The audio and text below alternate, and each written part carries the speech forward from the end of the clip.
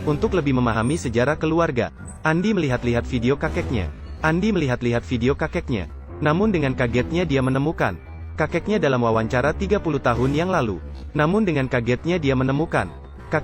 wawancara 30 tahun yang lalu. Ditembak mati oleh penjahat di depan umum. Dan setelah kejadian itu, ibunya bergabung dengan program perlindungan saksi. Dia bertanya kepada paman siapa sebenarnya yang ingin membunuh kakeknya. Mengapa ibu harus ikut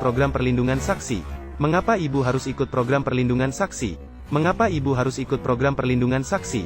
Paman mengatakan bisnis keluarga melibatkan banyak hal. Kakek memiliki gaya hidup yang kontroversial, menyebabkan banyak musuh. Penjahat yang dipimpin oleh Nick sangat menonjol. Bahkan adik kedua saya, yaitu paman kedua Anda. Dia juga berdiri di pihak Nick dan melawan ayahnya. Sampai saat ini, saya belum mengetahui penyebab kematian paman kedua Anda. Pistol yang digunakan wanita itu juga diberikan oleh Nick.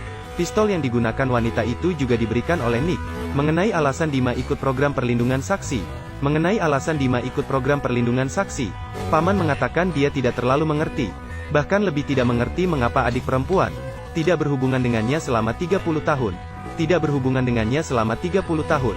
Setelah mendengar penjelasan paman, Andi akhirnya mengerti mengapa ibunya sangat takut pada masa lalu. Mengapa begitu takut pada masa lalu? Karena dia membawa begitu banyak beban. Kemudian dia meminta pelayan untuk mencarikan rekaman video ibunya saat kecil. Satu kotak penuh dengan rekaman pertunjukan ibunya. Dia tidak pernah membayangkan bahwa ibunya dulunya adalah pianis muda yang berbakat.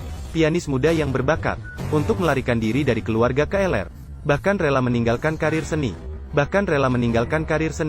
Bahkan untuk melindungi dirinya sendiri. Dengan telapak tangan menahan pisau tajam. Kemudian kepala pelayan membawa rekaman video langka.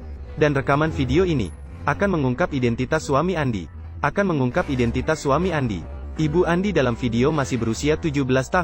Ibu Andi dalam video masih berusia 17 tahun. Namun dia jatuh cinta pada pria yang seharusnya tidak. Lelaki tua dengan janggut yang belum dicukur di depanku. Itu adalah ayah kandung Andi. Nick, pemimpin penjahat yang juga bertanggung jawab atas pembunuhan kakeknya. Sisi lain, karena Ibu Di dan polisi telah mencabut perjanjian perlindungan. Si kumis dijaga dengan baik. Atasan meminta dia untuk menulis laporan lengkap. Namun saat laporan sedang ditulis, Ibu Di menelepon. Si kumis memberitahunya, Andi dibawa pergi oleh pamannya. Ibu Di langsung ketakutan. Segera bertanya pada si kumis, apakah Andi meninggalkan barang apapun? Si kumis bertanya barang apa yang dimaksud. Namun Ibu Di tidak memberikan jawaban. Secara langsung memberitahu si kumis. Sepertinya tidak semudah itu.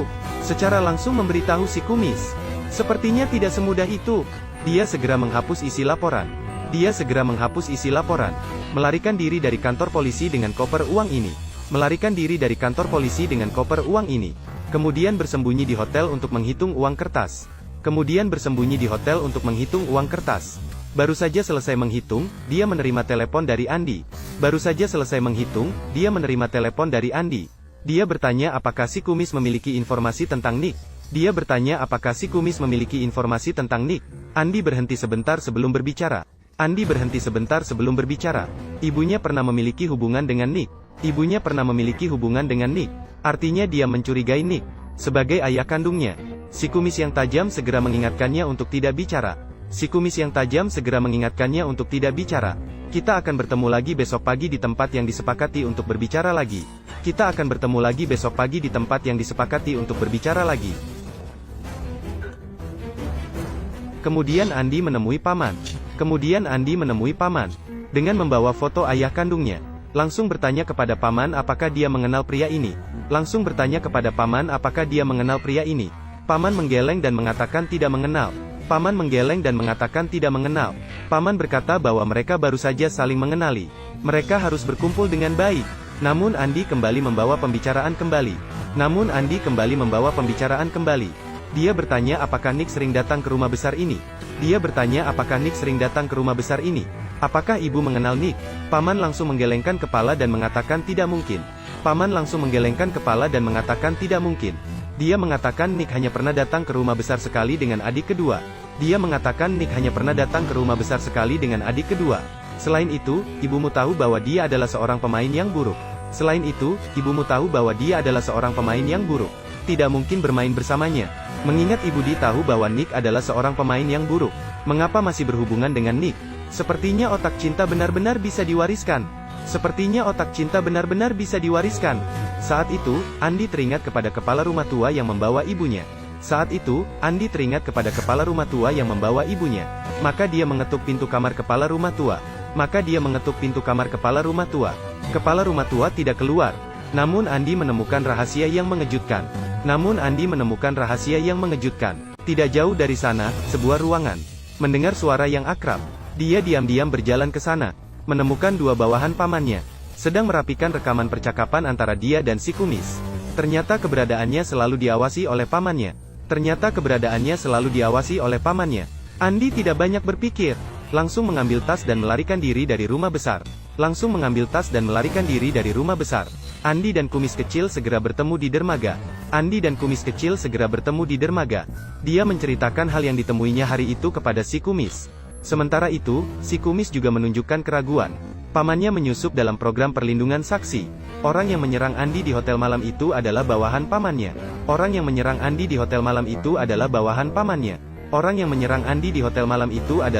pamannya. Namun targetnya bukan Andi, melainkan koper Andi. Si kumis menganggap uang itu sebagai bukti penting.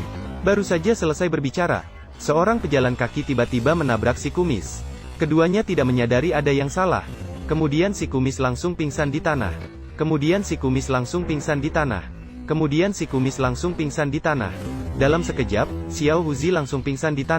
Dalam sekejap, Xiao Huzi langsung pingsan di tanah.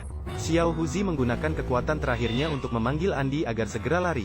Xiao Huzi menggunakan kekuatan terakhirnya untuk memanggil Andi agar segera lari. Xiao Huzi menggunakan kekuatan terakhirnya untuk memanggil Andi agar segera lari. Xiao Huzi menggunakan kekuatan terakhirnya untuk memanggil Andi agar segera lari. Xiao Huzi menggunakan kekuatan terakhirnya untuk memanggil Andi agar segera lari. Xiao Huzi menggunakan kekuatan terakhirnya untuk memanggil Andi agar segera lari. Xiao Huzi menggunakan kekuatan terakhirnya untuk memanggil Andi agar segera lari. Xiao Huzi menggunakan kekuatan terakhirnya untuk memanggil Andi agar segera lari. Xiao Huzi menggunakan kekuatan terakhirnya untuk memanggil Andi agar segera lari. Xiao Huzi menggunakan kekuatan terakhirnya untuk memanggil Andi agar segera lari. Xiao Huzi menggunakan kekuatan terakhirnya untuk memanggil Andi agar segera lari. Xiao Huzi menggunakan kekuatan terakhirnya untuk memanggil Andi agar segera lari. Xiao Huzi menggunakan kekuatan terakhirnya untuk memanggil Andi agar segera lari. Xiao Huzi menggunakan kekuatan terakhirnya untuk memanggil Andi agar segera lari. Xiao Huzi menggunakan kekuatan terakhirnya untuk memanggil Andi agar segera lari. Si kumis menggunakan kekuatan terakhirnya untuk memanggil Andi agar segera lari. Si kumis menggunakan kekuatan terakhirnya untuk memanggil Andi agar segera lari. Si kumis menggunakan kekuatan terakhirnya untuk memanggil Andi agar segera lari. Si kumis menggunakan kekuatan terakhirnya untuk memanggil Andi agar segera lari. Si kumis menggunakan kekuatan terakhirnya untuk memanggil Andi agar segera lari. Si kumis menggunakan kekuatan terakhirnya untuk memanggil Andi agar segera lari. Si kumis menggunakan kekuatan terakhirnya untuk memanggil Andi agar segera lari. Si kumis menggunakan kekuatan terakhirnya untuk memanggil Andi agar segera lari.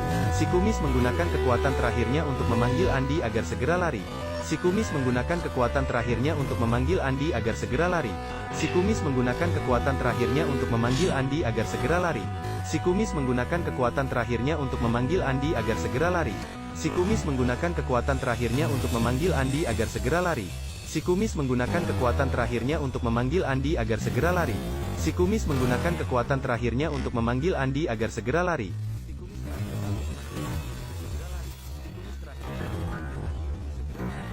terakhir kali memanggil Andi untuk segera lari. Si kumis terakhir kali memanggil Andi untuk segera lari.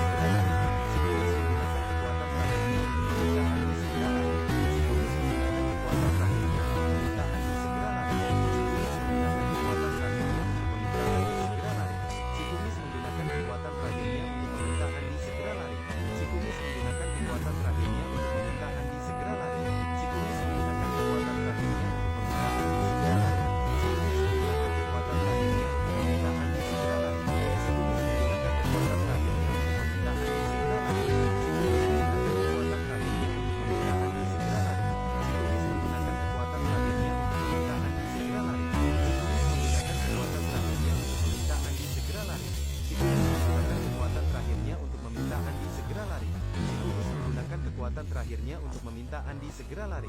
Si kumis menggunakan kekuatan terakhirnya untuk meminta Andi segera lari. Si kumis menggunakan kekuatan terakhirnya untuk meminta Andi segera lari. Si kumis menggunakan kekuatan terakhirnya untuk meminta Andi segera lari. Si kumis menggunakan kekuatan terakhirnya untuk meminta Andi segera lari. Si kumis menggunakan kekuatan terakhirnya untuk meminta Andi segera lari. Si kumis menggunakan kekuatan terakhirnya untuk meminta Andi segera lari. Si kumis menggunakan kekuatan terakhirnya untuk meminta Andi segera lari. Si kumis menggunakan kekuatan terakhirnya untuk meminta Andi segera lari. Si kumis menggunakan kekuatan terakhirnya untuk meminta Andi segera lari. Si kumis terakhir kali memanggil Andi untuk segera lari. Si kumis terakhir kali memanggil Andi untuk segera lari. Si kumis terakhir kali memanggil Andi untuk segera lari. Si kumis terakhir kali memanggil Andi untuk segera lari. Si kumis terakhir kali memanggil Andi untuk segera lari. Si kumis terakhir kali memanggil Andi untuk segera lari. Si kumis terakhir kali memanggil Andi untuk segera lari. Si kumis terakhir kali memanggil Andi untuk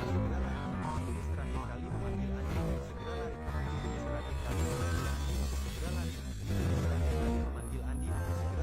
Si kumis terakhir kali memanggil Andi untuk segera lari. Si kumis terakhir kali memanggil Andi untuk segera lari. Si kumis terakhir kali memanggil Andi untuk segera lari. Si kumis terakhir kali memanggil Andi untuk segera lari. Si kumis terakhir kali memanggil Andi untuk segera lari. Si kumis terakhir kali memanggil Andi untuk segera lari. Si kumis menghabiskan tenaga terakhirnya untuk meminta Andi segera lari.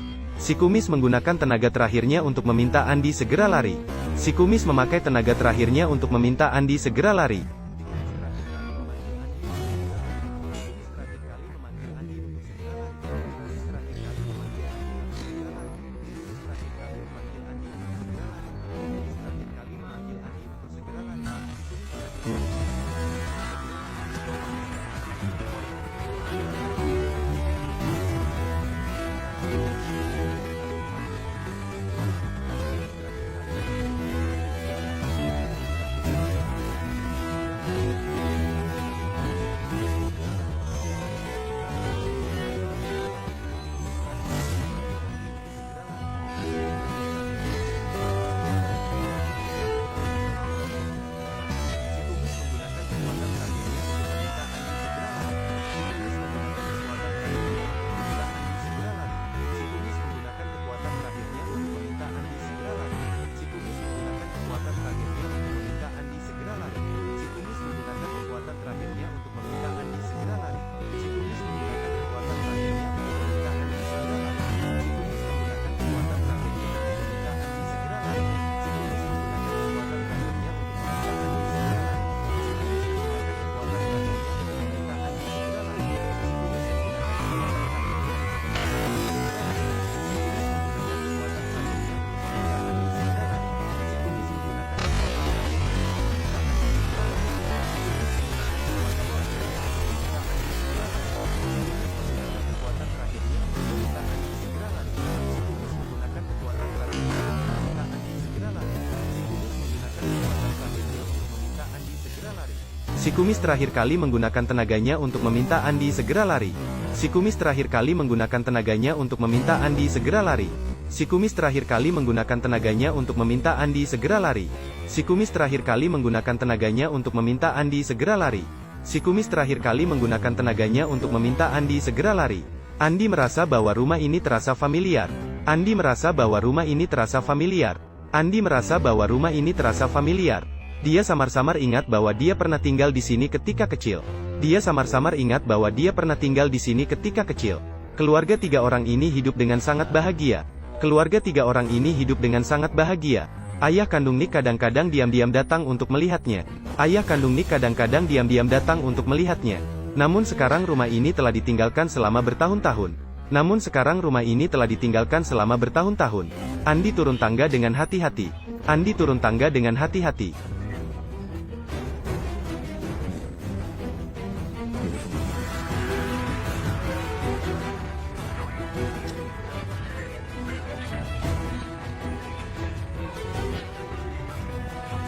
Ayahnya tampak sangat menyayanginya. Ayahnya tampak sangat menyayanginya. Namun sebenarnya dia dianggap sebagai hiasan keluarga. Namun sebenarnya dia dianggap sebagai hiasan keluarga. Selalu membuatnya tampil di depan orang-orang penting. Selalu membuatnya tampil di depan orang-orang penting. Ibunya hidup seperti boneka yang dikendalikan. Ibunya hidup seperti boneka yang dikendalikan.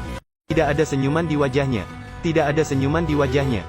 Pada sebuah acara makan malam keluarga, saudara laki-laki ibu membawa Nick ke rumah. Saudara laki-laki ibu membawa Nick ke rumah. Dia selalu memberikan sinyal kepada ibunya dengan sengaja atau tidak. Dia selalu memberikan sinyal kepada ibunya dengan sengaja atau tidak. Dengan kata-kata manis. Dia berhasil merebut hati ibu yang polos. Namun ayahnya tidak menyukai Nick. Karena dia sudah tahu Nick adalah pemimpin penjahat. Saat pertama kali bertemu, dia langsung mengungkapkan sifat asli Nick. Dan Nick adalah bos PU yang lengkap. Dia menghipnotis ibunya dengan mengatakan, keluarganya selalu melakukan tindakan menindas rakyat jelata.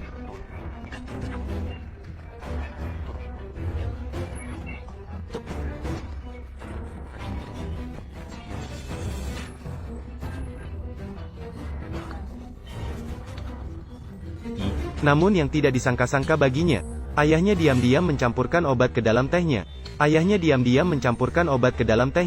Mencoba menggugurkan anak di dalam kandungannya. Tindakan ini membuat Ibu Dei marah besar. Tindakan ini benar-benar membuat dia marah.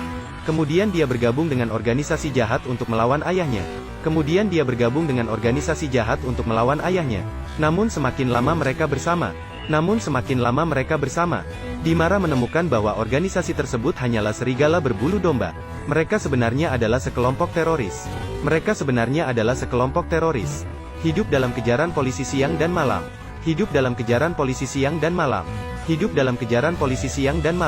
Dalam satu misi, kakak laki-laki Di terluka parah. Jika tidak dibawa ke rumah sakit untuk diobati, kakak laki-laki Di akan pasti mati. Namun Nick tidak membawa kakak laki-laki Di ke rumah sakit agar tidak terbongkar keberadaannya.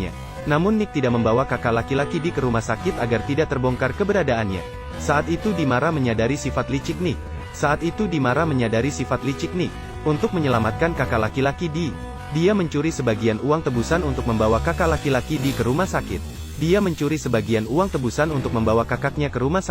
Namun yang membuatnya terkejut adalah, di dalam tas juga terdapat sebuah pita rekaman. Di dalamnya terdapat percakapan rahasia antara kakaknya dan Nick.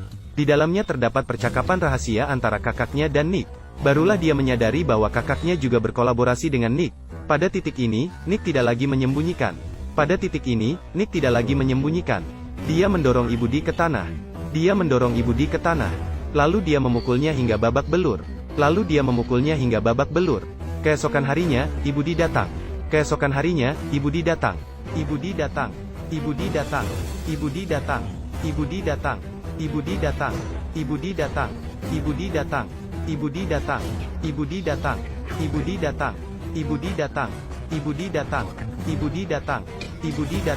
Pada titik ini, Nick juga tidak lagi menyembunyikan. Saat ini, Nick tidak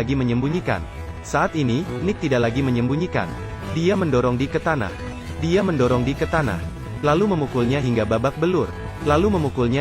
belur. Keesokan harinya, Di bertekad untuk melaporkan Nick. Dia menyembunyikan uang tebusan dan rekaman suara. Dengan bantuan teman, mereka diam-diam melarikan diri dengan saudara laki-laki. Namun karena pertolongan tidak tepat waktu, kakak besar yang berhati kejam, untuk melindungi diri, malah membuat Di menjadi tersangka. Kakak kedua dan Nick mengatakan bahwa ini akan membantu Di untuk melepaskan diri dari tuduhan.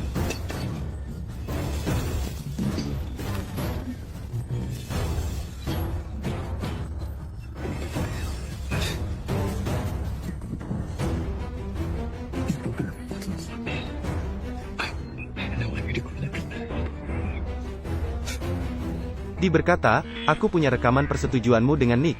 Ada rekaman kamu dan Nick berkonspirasi. Sekarang, kamu harus mendengarkan aku. Saya akan menyerah. Perusahaan akan menjadi milikmu. Tapi kamu harus menggunakan keuntungan perusahaan untuk menebus dosa keluarga Quiller. Jika tidak, aku akan membongkar kejahatanmu kepada publik. Begitulah. Ibunya Di menyerahkan diri dan dipenjara selama 2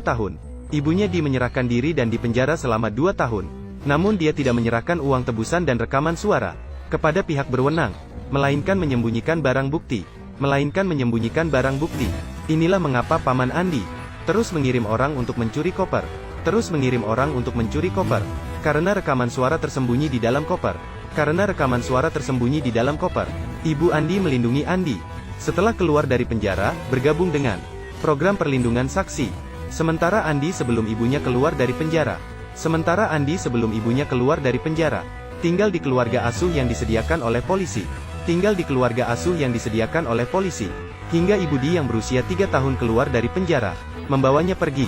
Dan dia terus menipu Andi, dengan mengatakan bahwa pria dalam foto adalah suaminya sendiri. Padahal foto ini diberikan oleh polisi kepada Di. Layar berubah kembali ke saat ini. Nick mengirimkan sebuah video Andi tidur nyenyak untuk Ibu Di. Video Andi tertidur diberikan kepada Ibu Andi. Di segera membawa bukti menuju ke pondok. Saat ini, keluarga aneh 3 orang ini akhirnya berkumpul. Nick segera memeriksa koper di sebuah ruang tersembunyi. Mereka menemukan kaset rekaman itu. Saat Nick bersiap-siap untuk menyerang mereka, video Andi tertidur diberikan kepada Ibu Andi dan menjatuhkan lampu minyak di atas meja.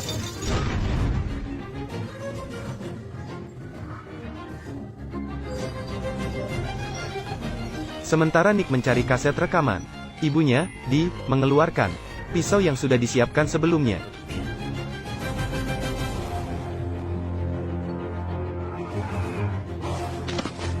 Kaset video terakhir akhirnya dibawa pergi oleh Nick. 2 wanita itu menembak dengan senjata mereka dan melarikan diri dari kebakaran.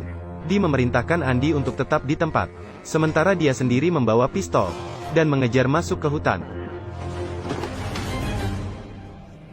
30 tahun telah berlalu. Di akhirnya menemukan kesempatan untuk menyerang Nick. Namun untungnya Andi tiba tepat waktu untuk menghentikan, sehingga Di tidak melakukan pembunuhan. Kemudian polisi tiba tepat waktu di lokasi. Nick yang keji ditangkap. Andi dan Dima juga kembali ke kehidupan yang tenang. Si janggut juga datang ke kota kecil itu dan mulai mengincar kembali Andi.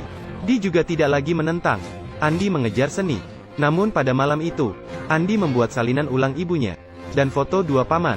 Dia terkejut menemukan tas yang dipegang ibunya sama persis dengan tas wanita yang mencoba membunuh kakeknya. Pada saat itu, identik. Sebuah tebakan berani muncul dalam pikirannya. Andi segera menelepon si janggut dan bertanya, bagaimana polisi pada awalnya mengetahui senjata itu diberikan oleh Nick?